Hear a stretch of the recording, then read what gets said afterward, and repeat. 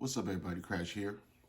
It is Monday, the 8th of January, and we have one college football game to talk about, the national championship game. We have 6 basketball games to go over as well. I won't be betting all of them, probably bet 3, but we're going to go over all of them real quick. It shouldn't take too long. If you like what I'm doing here, please remember to like and subscribe, share the channel, do all that stuff. Had a good day yesterday. We're coming off of a 4-1 day. We had the Bills was the big game. Bills -3 came through at the end. Got a stop against Miami. I told you I don't trust Miami's defense, and that's what it really what it came down to. Is Buffalo's defense making the stop when they needed to. Tennessee covered the 4. It went down to 3.5 pregame, but they covered the number anyway. They won outright 28-20, thus helping Buffalo get the playoffs. Toronto came through for us. They beat Golden State 133-118. Atlanta and Orlando. Orlando won the game outright as well, 117-110. And the only one we dropped yesterday was Cleveland, -10.5 or -11, whatever you got it at. Remember, I said I didn't really like that game. I didn't really like the line change. I should have stayed off of it. When I say I don't like it and not watch it back, I should just stay off the game. So that's what it was. Could have been 4-0, but we stuck that Cleveland one in there as well. So 4-1 day, still a great day. On to today, we have the national championship game between Washington and Michigan. Michigan is 4.5-point favorites, and the total is at 56.5. I've really only been betting these games for about 3 years. Recently, I guess I've been doing this since right before COVID, so 2019, 2020. Didn't getting into college football, been betting the big games the last couple of years before betting this whole last season. I really just like the underdog and the over in these big games. You know, a lot of times they're super close. Of course, the last handful of them have been Alabama in them or Georgia with that defense. So before that, I think we've had, kind of higher scoring games. But I like the over 56.5, and I like Washington to at least keep it within a field goal, if not win outright. So, everybody is on Michigan. Everybody thinks Michigan's going to have an easy time to get it done.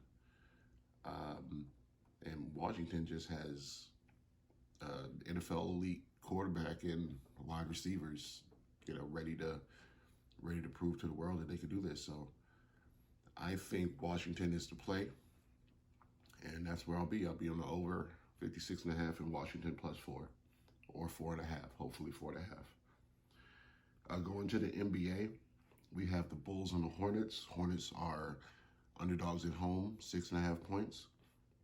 This is the third meeting between these two teams. The first two, the Bulls won, one in Chicago, one in Charlotte, both by double digits. So all things considered, I think that the same thing might happen in this game, and it's only 7 points we're asking for this time. So we're going to be on the Bulls -6.5. The Thunder and the Wizards. Wizards home underdogs by 11 points. This is the first meeting between these two teams, and I can see a high-scoring game without having played each other this season. Don't know how to defend each other. Don't know how the matchups are going to work. I can see a higher scoring game, but I can also see the Thunder pulling away late. So if I were going to bet it, which I'm not, I would be on the Thunder and the over. Celtics Pacers. Pacers 4-point underdogs. This is the fourth meeting of these two teams. Usually I got burned last time with that under, or I had the over and it went way under. So I think I'm also going to stay off of this game, but I would probably lean Celtics in the end to cover the 4. Rockets at Heat. That's the first meeting between these two teams. Heat are at home, 4-point favorites. I like the Heat to cover the 4. Rockets are great at home, not the same team on the road. So with it being the first meeting, rather stick to the numbers and go with the Heat at home. Probably won't bet this one either. Jazz and the Bucks. Bucks are home favorites, 8.5-point favorites at home. Dame is out for this game. Jazz have the better record in the last 5 games. I believe they're 4-1, where the Bucks are 3-2, 3-2 or 2-3. I can check that real quickly. But the Jazz are in better form right now.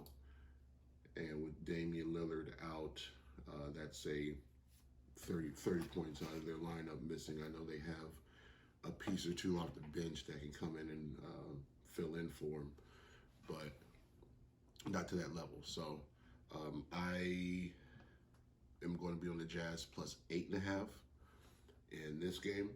And the final game in the NBA slate is the Suns and the Clippers. Clippers -6, 6-point favorites at home. The total's at 230. I'm on the Suns plus 6.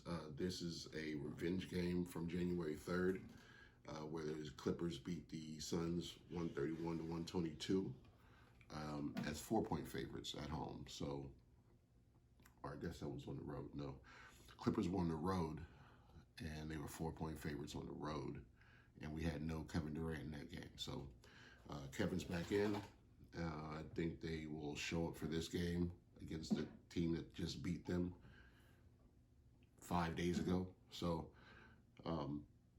on the Suns plus the 6 to end out the night. And we will recap these picks real quick. For the college football, we're doing Washington plus 4.5 and over 56 for that game. For the NBA, we're doing the Bulls -6.5 against the Hornets. We are doing the Jazz plus 8.5 against the Bucks with no Damian Lillard. And we are doing the Suns plus 6 on the road against the Clippers with a full big 3 in the lineup and revenge from a 131 to 122 loss 5 days ago. So those are going to be the 5 picks. Let's lock those in. Let's get this money. Appreciate all the support subscriptions. I appreciate all the tips I've heard along the way. I really appreciate you guys. And we'll see you back here tomorrow for another edition of Crash Against the Spread. Talk to you then.